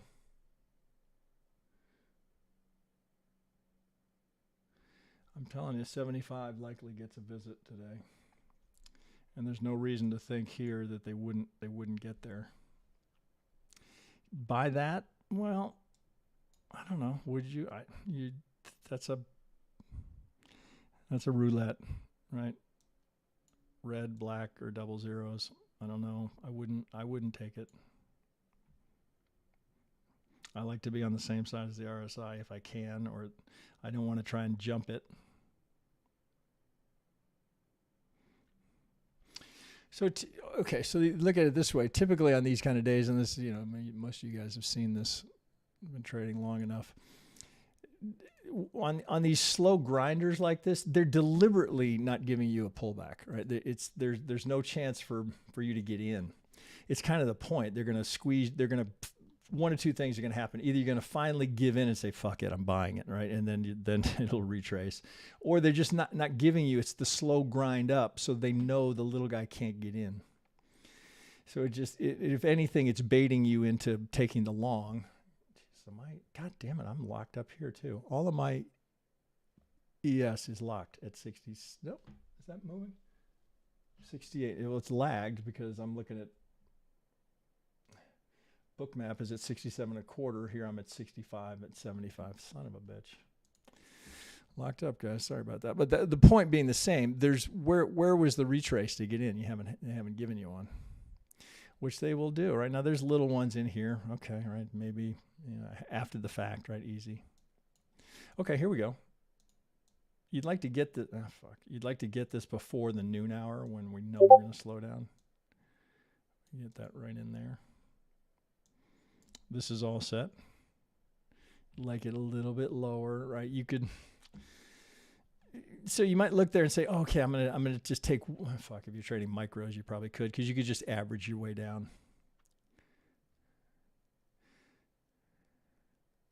But okay, so you're gonna take the 38. That's what you'd be trading there, is the 38. Here's the 38.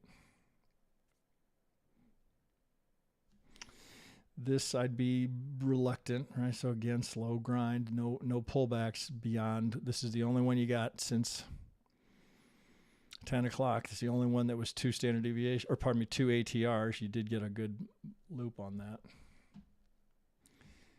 This looks like a poor place to enter, right? We got wick rejection there. It doesn't mean it can't get through, but I would be uncomfortable being a buyer right there.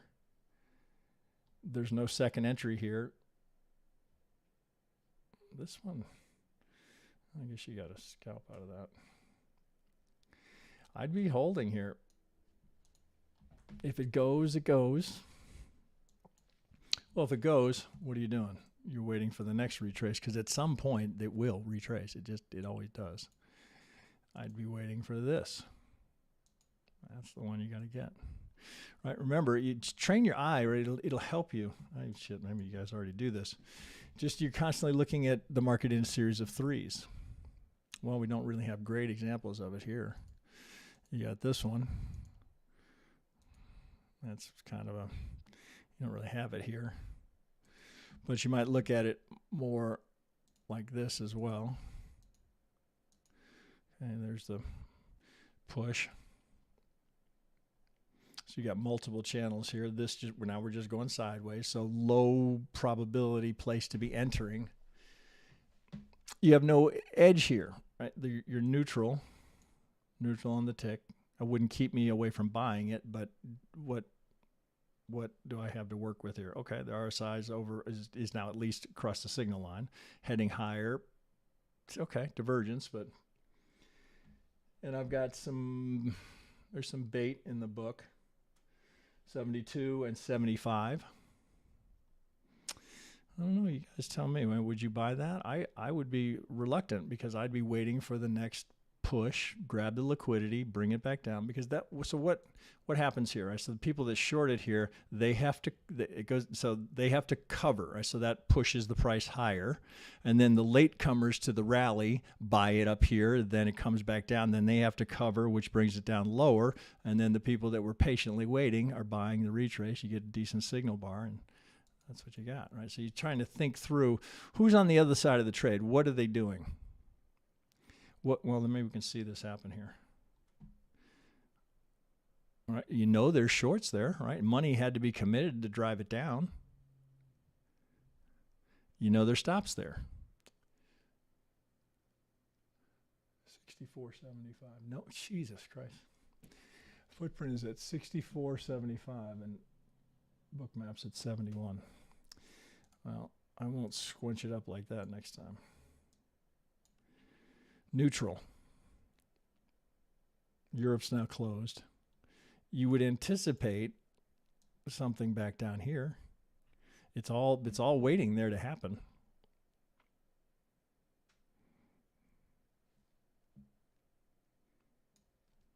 Let's see, over and over and over. I feel like there's nothing but stopping shorts outright. Yeah, so Vertic, yeah, you're right. This is not a great. Oh, we'll have better days, right? It's not a great live stream day. I almost thought, oh, fuck, with CPI, bad day for it. But since we talked about it, and I couldn't possibly tell Erwin I wasn't going to do it. I've been teasing him with this for probably 2 years. He always laughs. Oh, okay, another live stream coming. Okay, sure. I'll believe that when I see it. Actually, one of the things that made it hard is that I can't sit, so I had to reposition. That's why the camera has to be off to the side. I can't sit when I'm standing at my desk. I have to stand the whole time. So I had to rethink, because I have no room. You guys can't see it, but the monitor's covered edge to edge of this desk, so there's no place for the camera. The camera would have to be way up above me, and that wouldn't work. So it took me. I had to rethink how I was going to do it.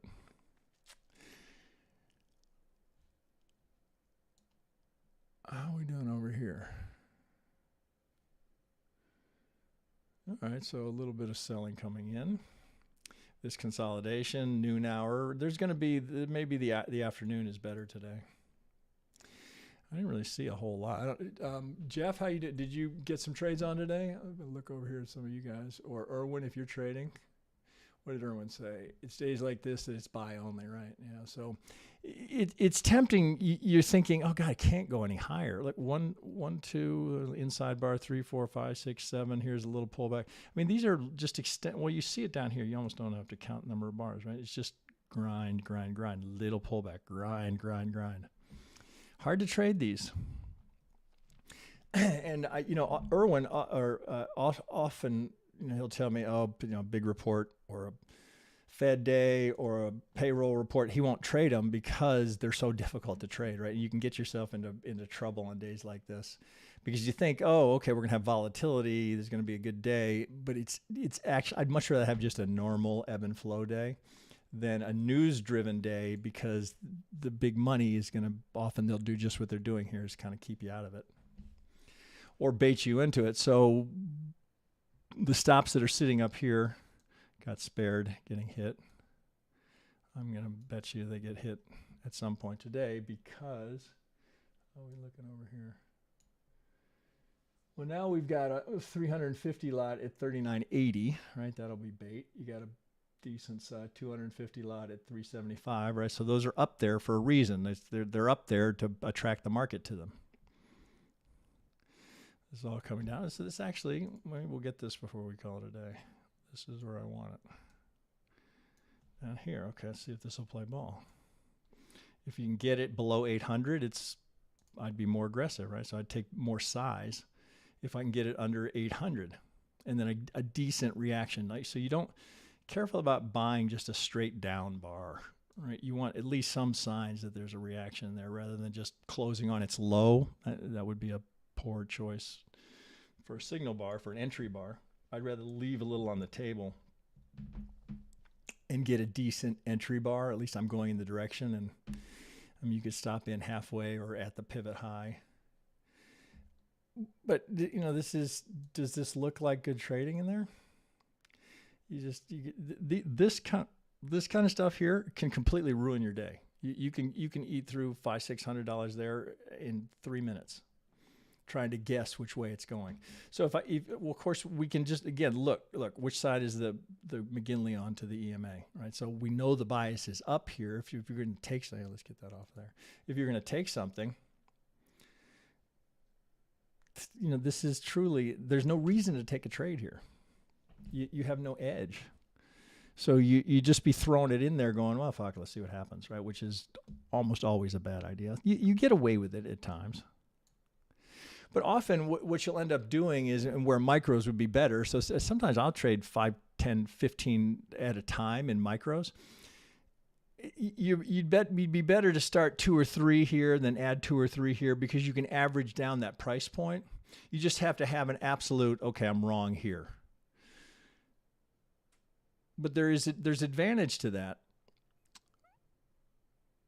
So this actually might not be a bad spot for it if we're going to get it. There's no second entries in here, if you can see that, right? So there's no new low high.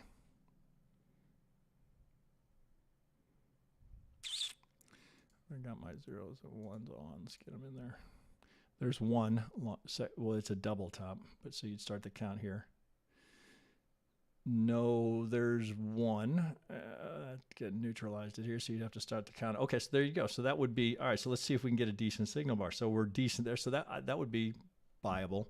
If I'm trading micros, I might put 2 or 3 on there, knowing that I'd be tempted to be looking to add. If it doesn't run, I'd add at the golden zone. I might add again at the, here would be your stop. At least we get a decent example here. There'd be your stop, right? So you got to do the math on that on the full size. If you're a buyer here and that's 37 ticks, right? That's going to be too much. So a much better trade in micros. I'd rather trade 3 micros or 3 5 lots of micros rather than 3 full size here or 3 E-minis, because the move is to hold the stop here. It's too big. So you saw the auto split just happen. So what do we see here now? We get this nice, this is all setting up pretty well. We get this nice imbalance here. So if we get that golden zone, yeah, now you want a decent signal bar here. So this is, fuck, I wish I had my footprint. You got size in the book at 39.60, which is just below the IB, but this is not good entry bar. you're on the wrong side of the RSI, but you're now outside of the Bollinger Band. So you got a lot going for you here. A couple of ways you could do this. You could buy the high of that bar. All right, if we come back this direction and get stopped into it, at least you know you would turn, these would start to turn the other direction. Right now we're just going down, so careful about just buying it just because it's there. 60's got size here, so 60.50 is the IB. This is all good. Boy, if you could get minus 800, I'd definitely be buying. Now we're into a squeeze. No, that's the thing, right? So I don't ever miss a squeeze. So we just got a little contraction of volatility. Now we're on the wrong side. Like the McGinley is on the wrong side of the EMA, so there's some risk there. I'm going to have, you see it there, right? So it's the whole process starts again, right? So I got these guys here you got to get through. So let's say you took the entry here off of the break of that high. You'd have a potential second entry.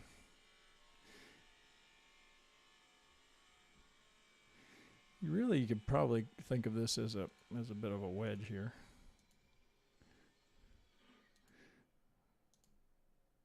It would explain 1, 2, 3 drives up, a 3, maybe get a little zigzag down there. So that you'd hope to not be in a squeeze, but here's where you're wrong.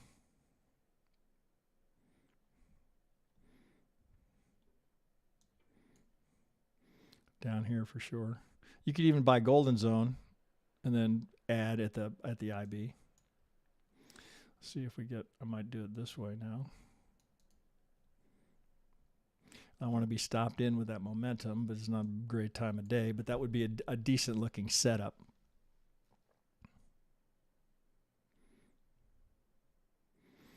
You want to see some volume come out. Oh shit, everything's locked up, so I can't look at that. 400 lot sitting right here at the IB high.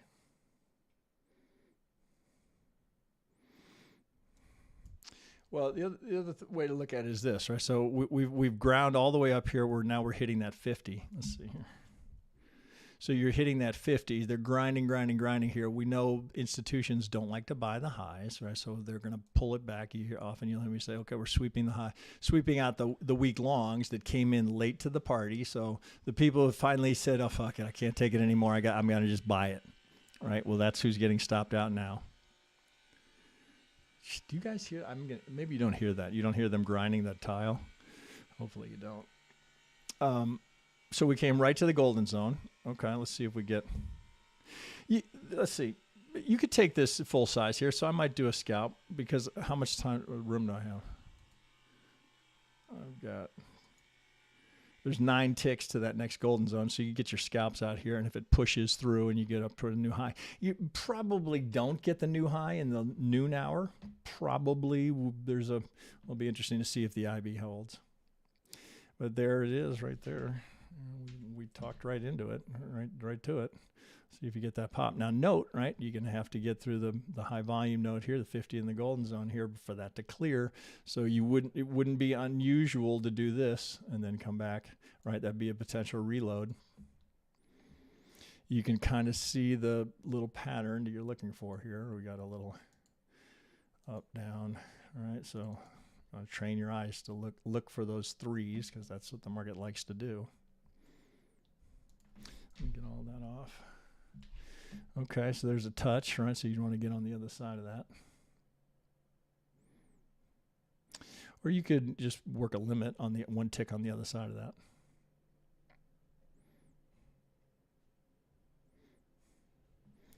Okay, so this is what I'm going to watch here now. Can we get a big push up to get towards 800? Okay, so you'd be long here with your first.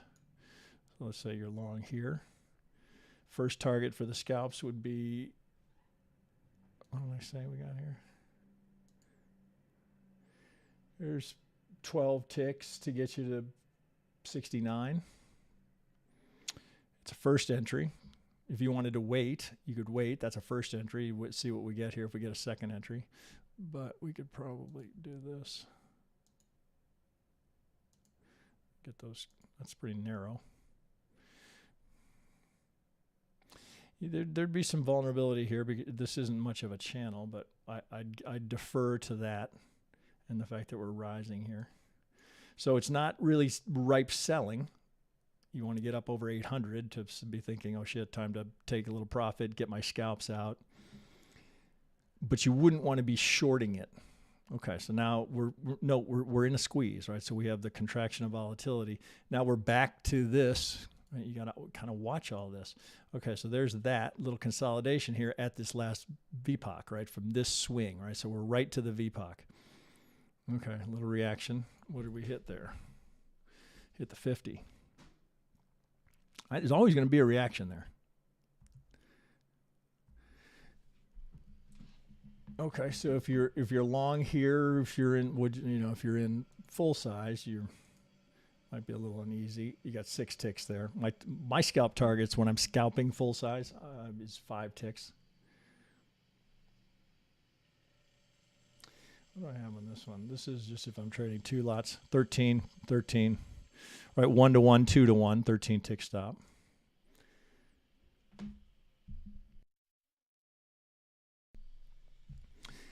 Squeeze. 11:54. It's not a great time of day.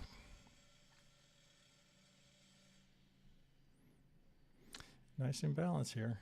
All right, so it's being tested. They got through it. Retest. This is a little micro. That's not this one. That's actually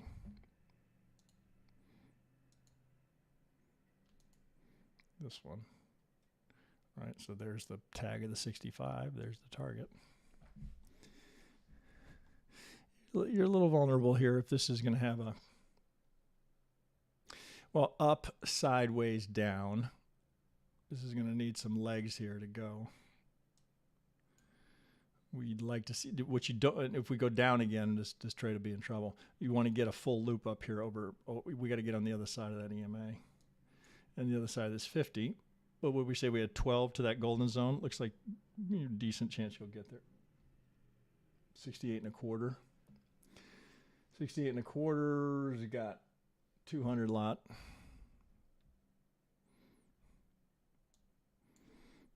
Failure swing. Now you're vulnerable to this, right? You can see it right here. Swing, retrace, right? So we're looking for those 3s. But if I'm in micros here, I'm not nervous. I'm just, okay, I know this is where I'm wrong. Be sitting here. So even if you're in 3, 4, 5, 6 micros here, it's not enough money to have you panicking. You'd like to keep this on the other side of the signal line. May not get it. Well, did they get it on the other side? They might have. Well, here I can do it this way. All right, so now we're just between a 50 and a golden zone. It's the lunch hour. It's typical. And we're in a squeeze. You know, it's kind of a shit day for a live stream, but maybe Thursday will be better. All right, we'll take it to, we'll see what happens here with this little jumble up.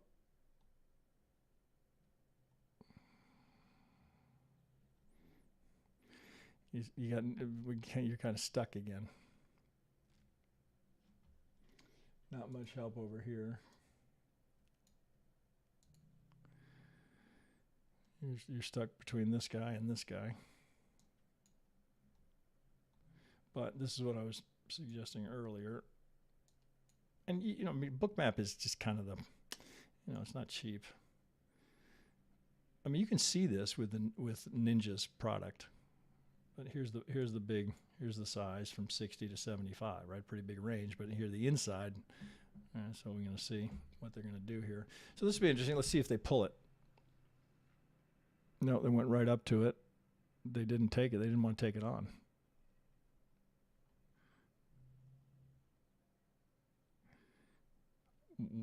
Both of these likely to get a visit. Didn't go anywhere.